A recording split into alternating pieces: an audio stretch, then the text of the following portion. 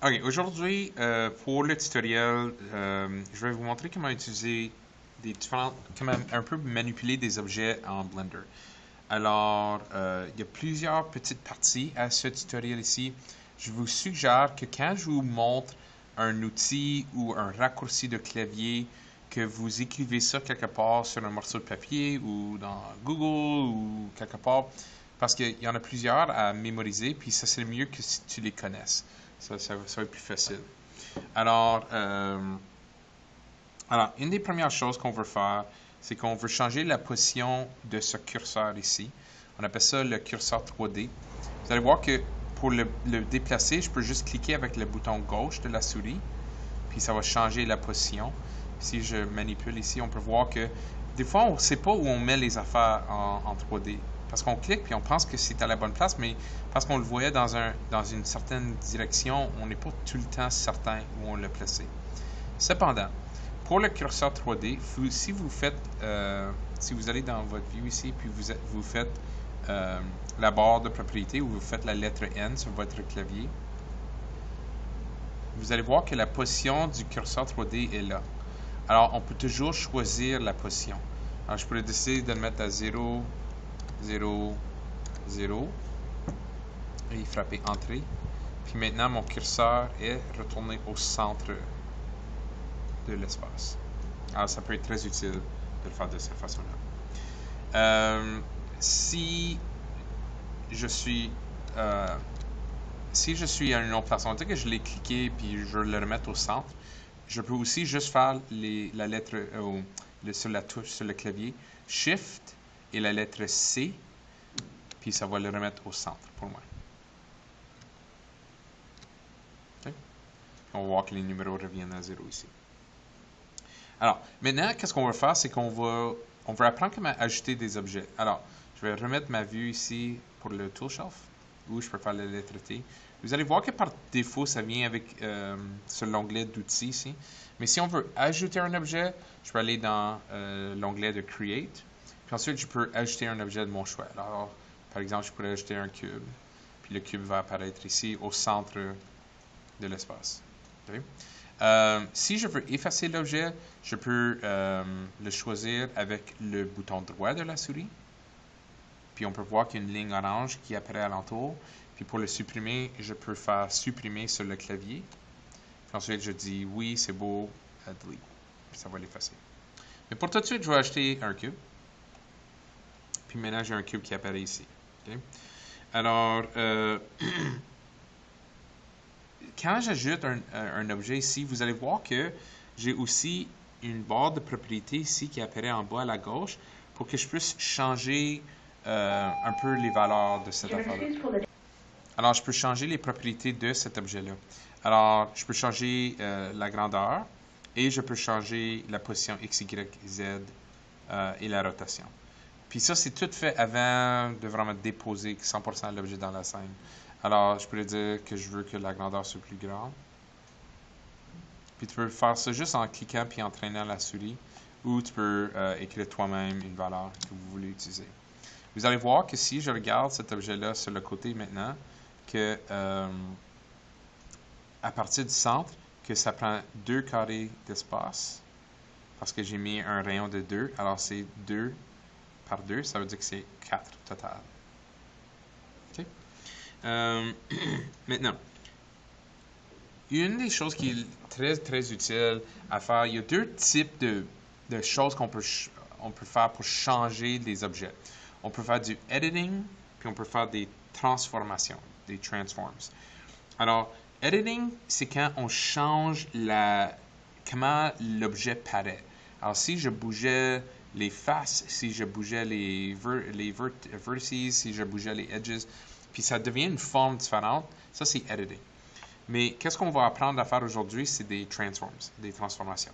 Ça veut dire que je peux changer la rotation, la position et l'échelle de l'objet. Alors, si je veux, par exemple, si je peux faire ces trois choses en bas ici. Alors, je peux changer la position de l'objet, je peux changer la rotation de l'objet si je clique ici. Puis ensuite, je peux changer l'échelle de l'objet. Okay? Alors, je vais commencer avec la position. Alors, pour changer la position, je peux venir ici, puis ensuite, je peux prendre l'objet. Si je clique sur la flèche, puis je peux bouger cet objet-là dans cette direction-là, puis seulement cette direction-là. Okay? Même chose ici et ici. Alors, qu'est-ce que vous pensez que ça va représenter, ces trois couleurs-là? J'ai le bleu, le vert et le rouge. Alors, si vous regardez en bas ici, vous allez voir que j'ai la position l'axe X, l'axe Y et l'axe Z. Alors, quand je déplace dans le rouge, je déplace l'objet dans l'axe X. Y et Z, c'est en haut et en bas. Alors, je peux changer toujours pour voir les différentes positions. Maintenant, si je veux changer pour les rotations, je peux faire la même affaire. Si je veux seulement faire une rotation dans le Y, je peux faire une rotation dans le Y, puis vous allez voir que ça change de même. Aussi dans le X et dans le Z. Okay. Alors, si vous revenez ici, vous allez voir que toutes ces choses-là que je suis en train de faire, ça apparaît ici. Alors, je peux changer, quand j'ai changé la position, je peux toujours le remettre à 0. Puis pour la rotation, à 0 degré, pour les trois. Okay. Puis encore, si je veux changer l'échelle, je peux venir le faire ici, puis changer dans une direction ou dans une autre.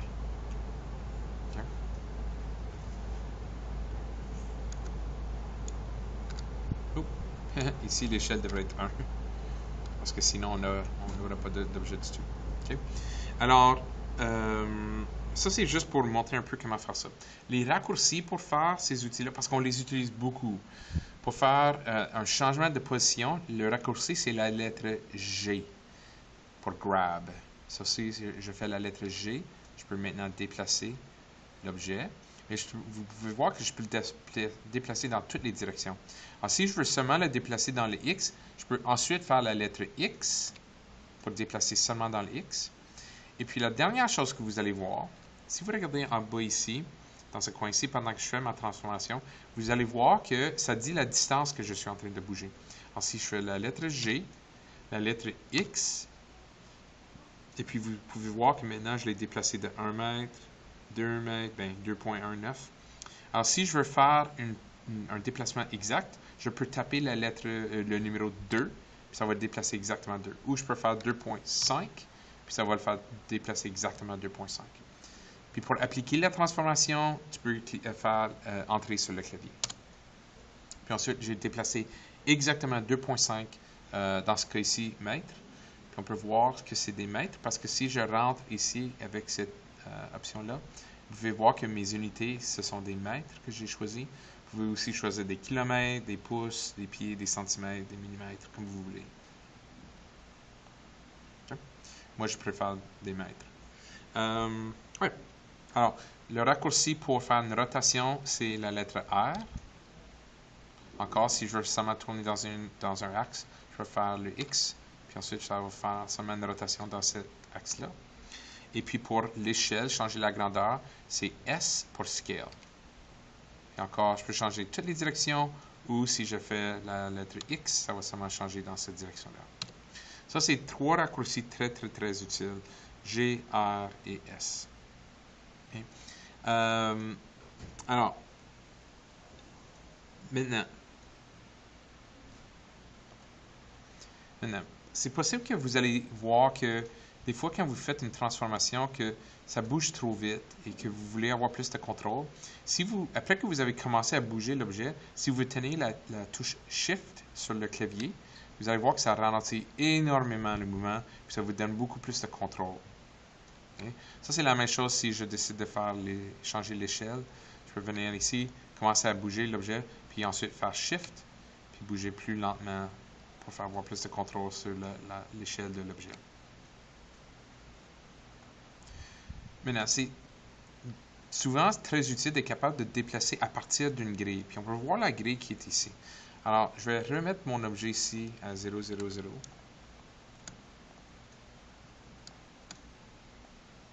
Oups, à 1. Et puis, qu'est-ce que je vais faire? Je veux déplacer à partir de la grille qui est là. Alors, si vous regardez, vous allez voir que j'ai l'option d'aligner avec la grille ici. Alors, je vais ajouter cette option-là. Et puis maintenant, si je fais, par exemple, déplacement, quand je déplace, vous allez voir que il s'accroche à la grille. Alors, il y a des gros espaces ici. Puis si je ne veux pas faire ça, je peux toujours tenir Shift, puis ça va un peu enlever de la grille. Aussi, si je fais la touche Contrôle, ça enlève complètement de la grille, puis ça me donne la liberté. C'est aussi c'est la même chose à l'opposé. Si j'enlève le snap ici, puis je suis en train de déplacer, puis je veux le faire avec la grille, je peux tourner Contrôle, puis il va s'accrocher à la grille. Alors, la touche Contrôle, c'est pour décider d'aller avec ou sans la grille. OK, maintenant, une chose qui peut être utile pour vous, c'est d'être capable de changer l'axe. Parce que vous allez voir que si, par exemple, je fais une rotation avec cet objet-là, tiens, je vais le remettre à 0. Si je fais une rotation avec cet objet-là, ça, j'ai fait la lettre R, je vais le faire sur l'axe X, puis je vais le tourner 45 degrés. Ça, je tape 45 et je fais Entrée. Alors maintenant, mon objet, vous allez voir, est aligné à 45 degrés. Alors, mais les axes sont encore dans les axes de la scène. Alors, si je rentre ici puis je change l'axe, je peux le faire local. Ça veut dire que ça va changer l'axe pour que ça soit avec l'objet. Alors maintenant, je peux bouger l'objet à partir de cet axe-là. Je peux l'agrandir aussi dans cet axe-là. Alors, je pourrais décider, par exemple, de l'étirer dans celui-là, puis ça va étirer dans cette direction-là. Alors, sans avoir besoin de remettre l'objet dans l'axe global, je suis capable de quand même appliquer une transformation dans les directions que je veux. Puis ensuite, quand j'ai fini le travail, je peux le remettre à global, puis ça va revenir où je veux l'avoir. Maintenant, une dernière chose, une couple de dernières choses que je veux vous montrer. Si on fait la touche Shift et S sur le clavier, vous allez voir que ça ouvre un panneau ici, une fenêtre pour nos options de snapping. Alors, ça peut m'aider des fois quand je veux déplacer le curseur 3D. Alors, je vais ajouter un deuxième objet ici. Je vais aller pour un sphère. Le sphère, maintenant, est au centre. Alors, je vais le déplacer pour qu'il soit visible.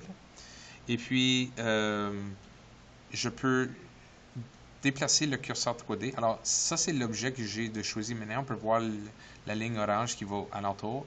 Alors, si je fais Shift S, je peux maintenant mettre mon curseur sur l'objet sélectionné. Vous allez voir que le curseur 3D maintenant apparaît au centre du sphère. Puis ça peut être utile parce que si je fais maintenant le Shift S, vous allez voir que j'ai d'autres options ici.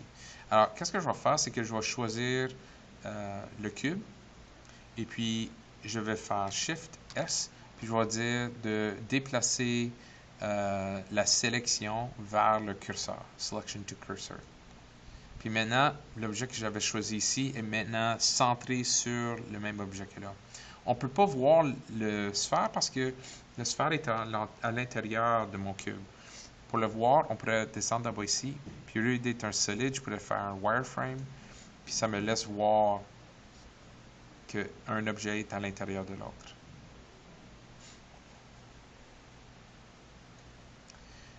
Et puis, une dernière chose qu'on peut faire, on peut aussi changer les points de pivot ici, qui peuvent être utiles. Alors, par exemple, j'ai en ce moment le point de pivot, c'est sur l'objet lui-même, mais je pourrais par exemple mettre le point de pivot à l'entour du curseur 3D. Alors si je bouge mon curseur 3D ici, puis je vais remettre mes objets en solide maintenant. Tiens. Je vais déplacer mon cercle, mon sphère, mon cube. C'est beau. Puis je vais remettre ça solide. Puis maintenant, je vais changer ça à un point de pivot à partir du curseur 3D. Puis qu'est-ce qui va arriver, c'est que si je fais une rotation, les objets vont faire une rotation alentour du curseur 3D. Et puis, je peux choisir l'autre objet en cliquant, en tenant la touche Shift et le bouton droit sur la souris. Puis maintenant, les deux objets vont faire une rotation à partir de là. L'autre option, c'est que je choisis un objet ici. Je fais aussi des origines individuelles. Puis là, qu'est-ce qui va arriver si je choisis les deux objets? C'est que si je fais une rotation, les deux objets vont tourner au même angle, mais un comme de façon individuelle, sans que ça affecte l'autre, qui peut être intéressant. Alors ça, c'est à peu près tout.